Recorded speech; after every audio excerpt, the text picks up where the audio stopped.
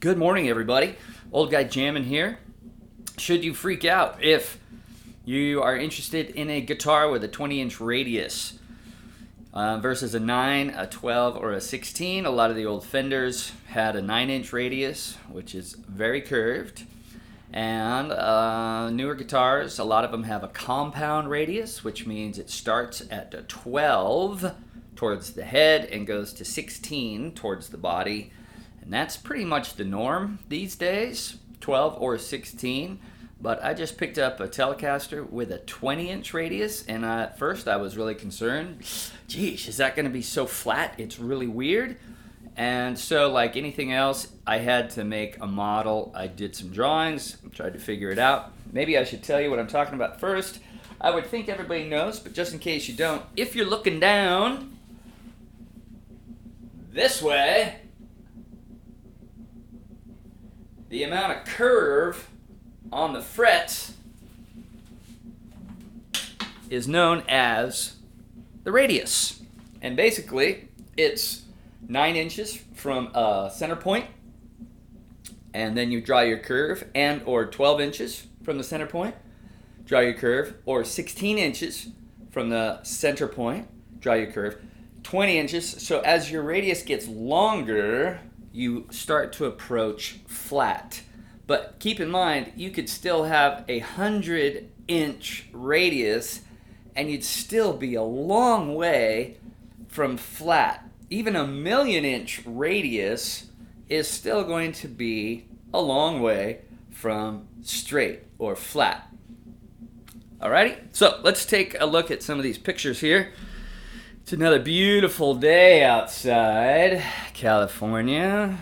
Nice day to do some videos and maybe set up a guitar.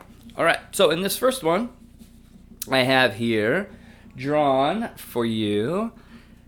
In this situation, I had my ruler flat. This is a intersecting line, a bisecting line to a large circle, if you will. Everything starts perpendicular to this line. All these radii are perpendicular to this line.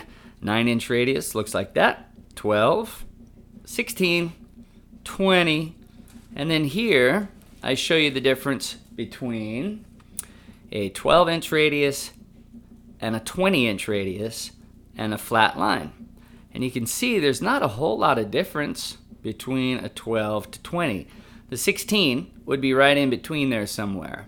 All right, and this dashed line represents the average neck width. Necks vary from 1 7/8 down by the nut to like 2 1/8 towards the body, and of course there's different versions of that. So that's one representation.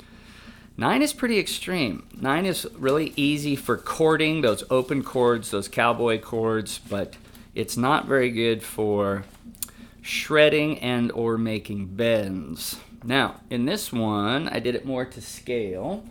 Maybe we can even get that closer, like that. All right. And here we have perfectly perpendicular up and down, and flat. This represents average neck width. And we go start with a 20, which has an obvious bend to it. Then the 9, which is very curved. A 12, 16, 20 again, and then flat. All right. And there you go. So if you're interested in a 20-inch radius guitar, don't worry too much about it. It's not going to be crazy to play. If you want to, it is kind of interesting though to play a flat guitar. And if you're interested in that, you can go to any guitar store. Well, it's going to have to be a bigger one that offers classical range of acoustics, because it's more of the classical style guitars that are flat. I played one about a year ago. A student brought in his beginning guitar, and it was a classical nylon string guitar. The body wasn't even braced for steel strings. It wasn't a very good guitar, but the neck was totally flat, and it's not pleasant to play. Your fingers have to be extremely articulated for everything, even like spiders' legs. your fingers have to be articulated like that, as opposed to something with a easier radius that allows you to just comfortably have your hand around the neck and place those chords very nice and forgivingly. Much more comfortable. All right.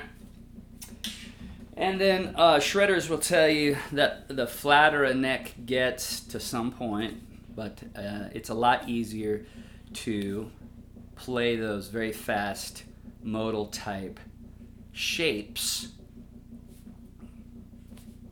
on a neck that's flatter, like a 16 or 20, rather than a 12 or a 9. And then on your 9-inch radius necks, also one of the drawbacks is when you're up closer to the body and you make bends, the string tends to hit the frets and you fret out, lose your resonance, the string vibration. All right, so there you go. Radius explained. Hope it was helpful. If it was, subscribe. Appreciate your thoughts on the subject as well.